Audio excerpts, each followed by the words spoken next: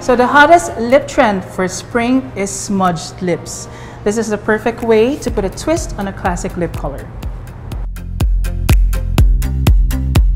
So it's an absolute must that we prep the skin or the lips before we put anything. So in this case, I am using the lip balm to prep the lips and then just pressing in the product to just soften and take away the lines and dry areas of the lips.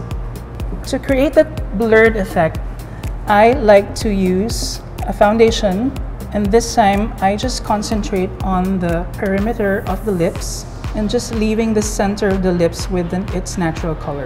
And then next step is that you take your chosen lip color. This time I will be using red, and just straight from the bullet apply on the inner part of the lip.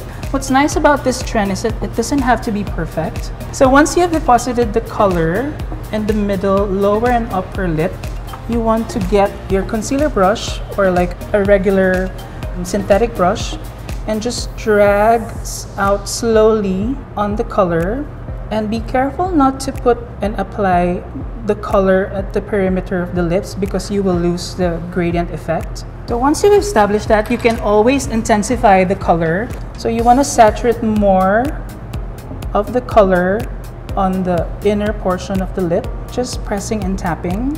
And you can always go back again with the foundation and just add a little bit at the perimeter and just marry and blend the two together.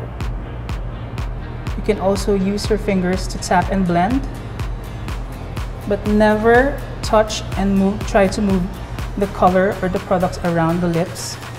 The last step that I like to do is that I highlight the cupid's bow with a champagne colored powder and just highlight this area and a little bit at the bottom, and then I just press and marry them all together.